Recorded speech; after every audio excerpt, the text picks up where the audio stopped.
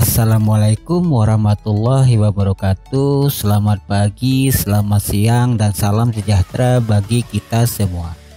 Anak-anakku sekalian, gimana kalian kabarnya hari ini? Semoga kalian dalam keadaan sehat sehingga kita dapat melaksanakan kegiatan PJJ ini dengan penuh semangat.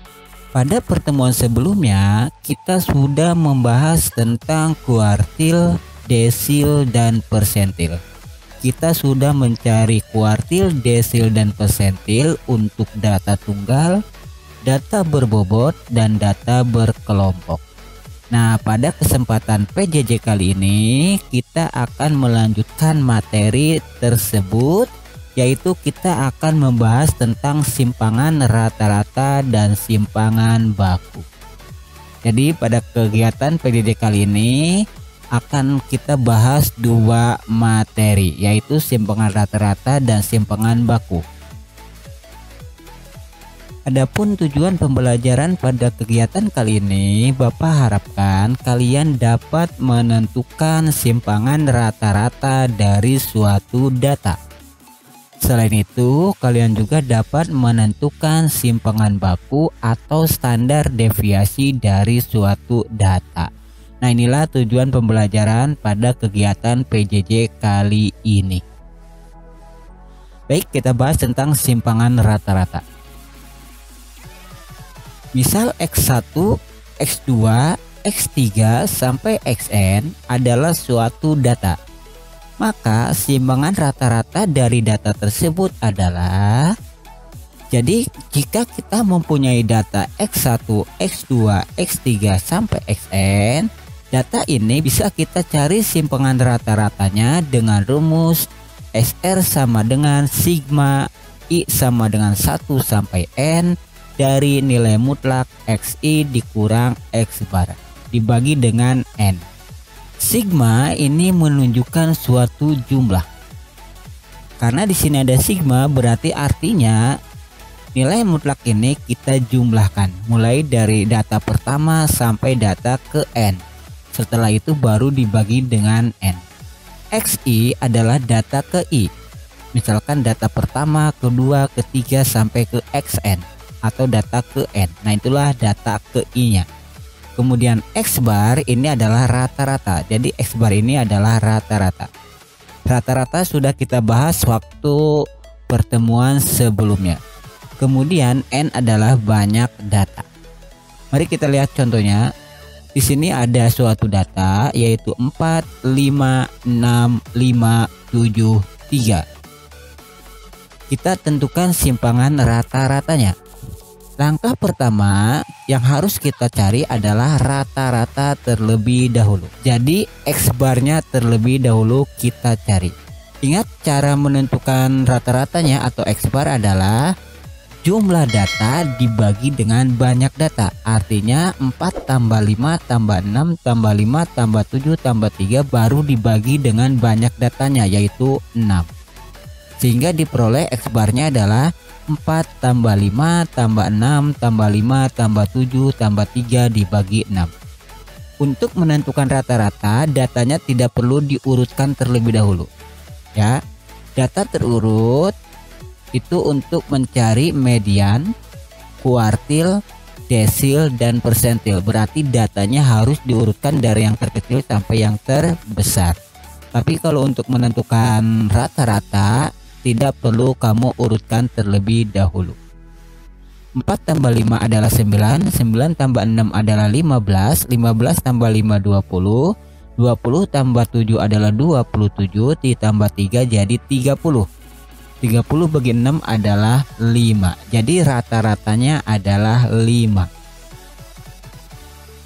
Nah, setelah kita menentukan rata-ratanya, setelah kita peroleh rata-ratanya, baru kita gunakan rumusnya. Rumusnya adalah SR sama dengan sigma I sama dengan 1 sampai N dari nilai mutlak XI dikurang X bar dibagi dengan N. XI artinya adalah datanya. karena di sini I-nya mulai dari 1 berarti data pertama. Data pertamanya itu adalah 4. Kemudian X barnya adalah 5. Jadi 4 dikurang 5. Tapi ingat di sini ada nilai mutlak. Jadi 4 kurang 5 itu dalam nilai mutlak. 4 kurang 5 ditambah nilai mutlak dari 5 kurang 5. 5 ini data kedua. Ditambah nilai mutlak 6 kurang 5. 6 ini adalah data ketiga. Ditambah nilai mutlak 5 kurang 5. Ingat 5 ini adalah data keempat. Ditambah nilai mutlak 7 dikurang 5. 7 ini adalah data kelima. Ditambah nilai mutlak 3 kurang 5. Dan 3 ini adalah data keenam. Jadi semua data dikurangkan dengan rata-ratanya baru pakai nilai mutlak. Baru dibagi dengan 6. Banyak datanya adalah 6. Nah, nilai mutlak itu apa? Nilai mutlak itu adalah nilai positif dari suatu bilangan. Misalkan gini, 4 kurang 5. 4 kurang 5 itu adalah negatif 1. Karena di sini nilai mutlak berarti kita ambil yang positifnya. Berarti negatif 1 positifnya adalah 1. 5 kurang 5 adalah 0. 6 kurang 5 adalah 1. 5 kurang 5 adalah 0. 7 kurang 5 adalah 2. 3 kurang 5 adalah negatif 2. Karena di sini ada nilai mutlak berarti kita ambil yang positifnya yaitu 2. Itulah nilai mutlak. Jadi nilai mutlak ini adalah nilai positif dari suatu bilangan. Jadi kalau ada nilai mutlak tidak mungkin hasilnya negatif. Selanjutnya kita jumlahkan 1 tambah 0 tambah 1 tambah 0 tambah 2 ditambah 2 yaitu adalah 6. Baru dibagi 6. 6 dibagi 6 adalah 1. Jadi simpangan rata-rata dari data tersebut adalah 1.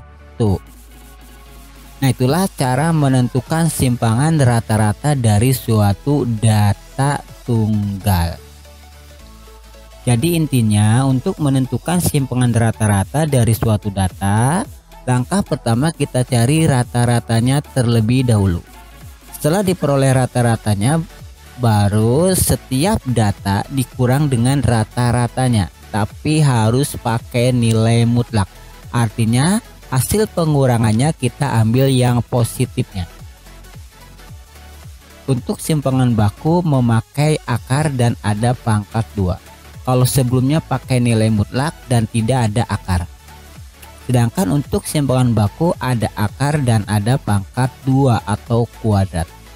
Sigmanya tetap. Jadi simpangan baku atau standar deviasi ini rumusnya adalah akar dari sigma I sama dengan 1 sampai N dari XI dikurang X bar pangkat 2 baru dibagi dengan N. Nah, inilah simpangan baku. Dimana XI nya itu adalah data ke I, X bar itu adalah rata-ratanya dan N nya itu adalah banyak datanya. Contohnya, tentukan simpangan baku dari data 7, 3, 5, 6, 5, 4. Langkah pertama kita cari rata-ratanya terlebih dahulu. Seperti tadi, kita jumlahkan 7 tambah 3 tambah 5 tambah 6 tambah 5 tambah 4 dibagi dengan 6. 7 tambah 3 tambah 5 tambah 6 tambah 5 tambah 4 itu hasilnya 30. 30 dibagi 6 adalah 5. Jadi rata-rata untuk data tersebut adalah 5. Setelah kita mencari rata-ratanya, setelah itu kita cari simpangan bakunya dengan rumus akar dari sigma I sama dengan 1 sampai N dari XI dikurang X bar pangkat 2 dibagi dengan N. XI ini adalah datanya atau data pertama sampai data terakhir atau data ke N atau data ke 6. Data pertamanya adalah 7, berarti 7 kurang 5 pangkat 2 ditambah 3 kurang 5 pangkat 2 ditambah 5 kurang 5 pangkat 2 ditambah 6 kurang 5 pangkat 2 ditambah 5 kurang 5 pangkat 2 ditambah 4 kurang 5 pangkat 2 dibagi 6 baru diakarin. 7, 3, 5, 6, 5, 4 ini adalah datanya. 7 adalah data pertama, 3 adalah data kedua, 5 adalah data ketiga, 6 data keempat, 5 adalah data kelima, dan 4 adalah data keenam. Jadi setiap datanya dikurang dengan rata-ratanya, setelah itu baru dikuadratkan. 7 kurang 5 adalah 2, 2 kuadrat, ditambah 3 kurang 5 adalah min 2, baru dikuadratkan.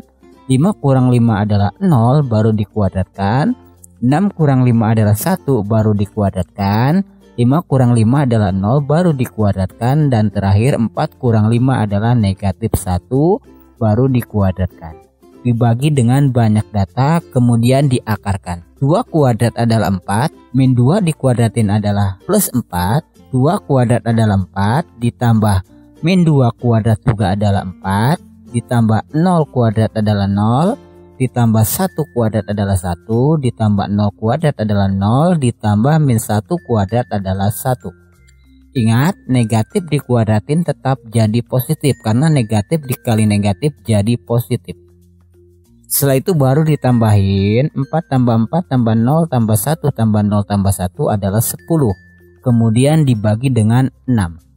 10 per 6 ini tidak bisa dibagi. Nah, kalau tidak bisa dibagi berarti kita akarin. Akar dari 10, ternyata akar 10 itu menghasilkan bilangan desimal. Akar 6 juga menghasilkan bilangan desimal, berarti ini tidak bisa kita akarin. Nah, kalau tidak bisa kita akarin, kita sederhanakan. 10 dan 6 kita bisa bagi dengan 2. 10 bagi 2 adalah 5, dan 6 bagi 2 adalah 3, jadi akar 5 per 3. Akar 5 per 3 juga ini tidak bisa kita akarkan. Akar 5 itu menghasilkan bilangan desimal yaitu 2, sekian. 3 juga menghasilkan bilangan desimal yaitu 1, sekian. Jadi kalau bentuk seperti ini yang tidak bisa diakarkan berarti stop sampai situ.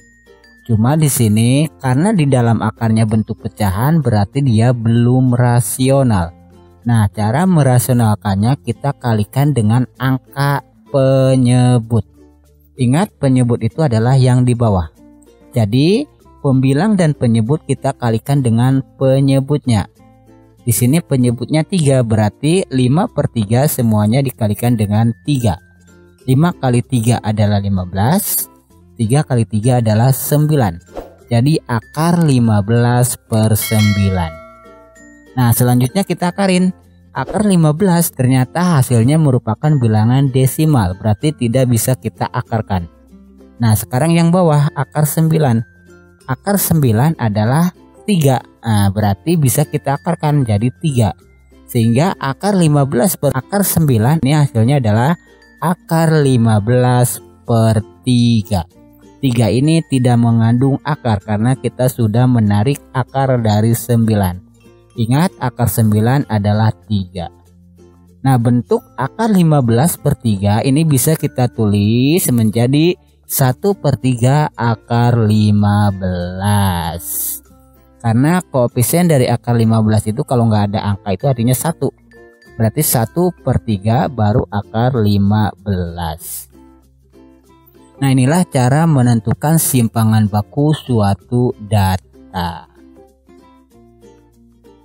Nah, itulah pembahasan pada kegiatan PJJ kali ini. Semoga pembahasannya kalian dapat pahami. Namun jika kalian masih bingung, silahkan kalian bisa bertanya melalui WA atau Google Classroom. Untuk selanjutnya silahkan kalian kerjakan latihan ini. Kerjakan di buku kalian, kemudian hasilnya kalian upload di Google Form yang linknya sudah Bapak sediakan di Google Classroom. Baik, itu aja yang dapat Bapak sampaikan. Tetap jaga kesehatan, tetap di rumah. Bapak akhiri, wassalamualaikum warahmatullahi wabarakatuh.